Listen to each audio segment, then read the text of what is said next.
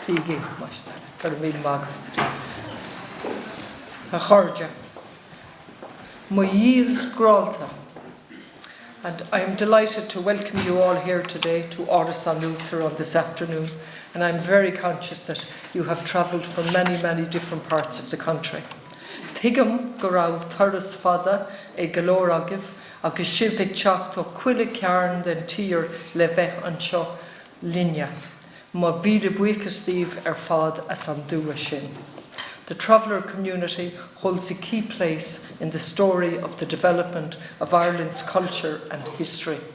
For centuries, you have moved across this island, forging relationships with settled communities and trading goods and culture.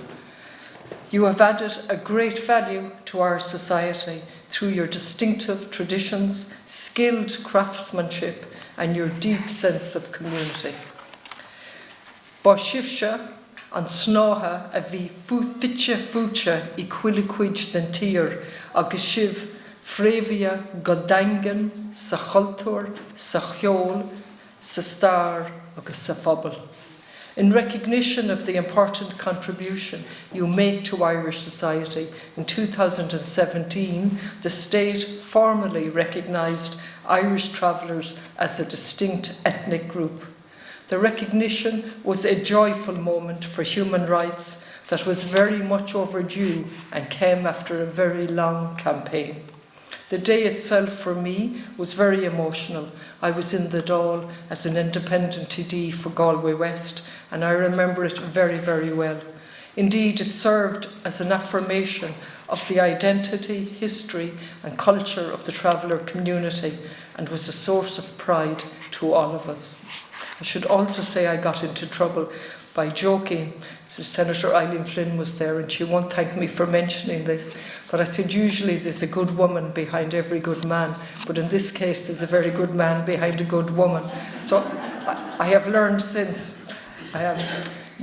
But recognition alone can only go so far in embedding inclusion within the lived experience of your community. Travellers, as you well know, continue to face discrimination on so many different levels.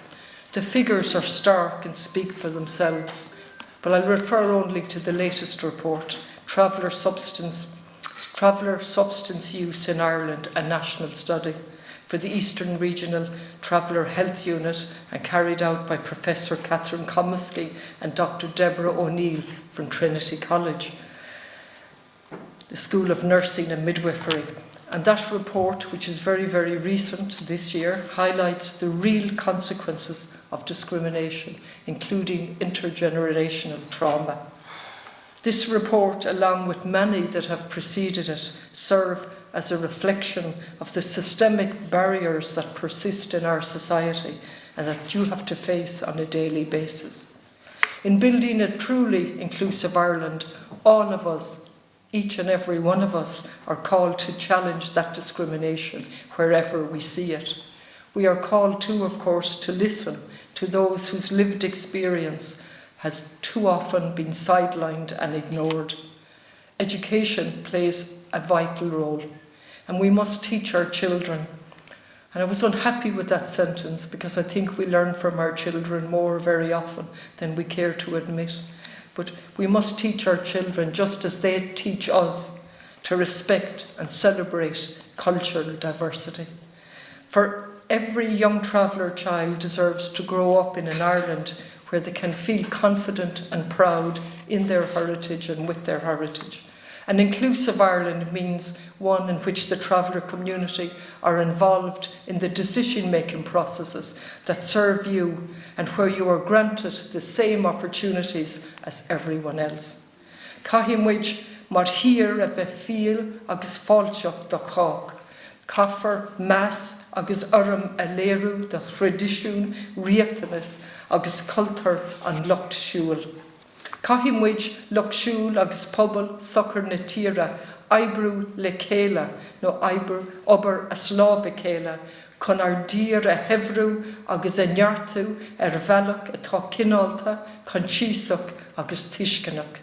Mar Uachtarán na hÉireann, I recently spent some time with the Donegal Travellers Project, and again, I'll be in trouble for mentioning one project, but it was a joyful experience to go back as president and visit that project where I was warmly welcomed.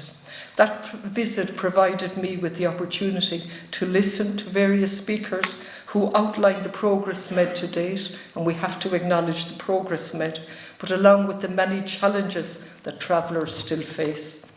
In addition to the speeches, we were also entertained by two singers, one from the traveller community and the other from the Roma community. And it was an absolute pleasure to be there and listen to them. And over the course of my presidency, I'm looking forward to visiting other traveller projects and organisations across the country.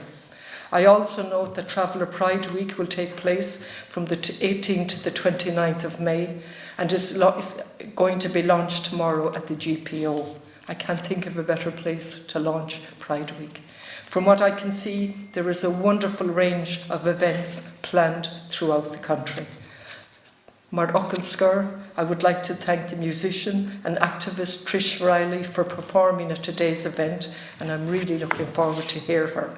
Agus tásúil agam go mbanfisibh sult agus tarbha as an tróna agus thuras slán a bhaile ma bhíle buíchas díobhse go léir agus is privilege go bhfuil sibh seo an seo privilege domsa mar Uachtarán a bheith I mhórgóilúdar agus an teach all in Shaw a Reinschliff. It's an absolute privilege to have you here in this beautiful building that belongs to all of us. I'm simply a custodian for 7 years, 6.5 left. And it belongs to all of us in the country. Míle buíochas.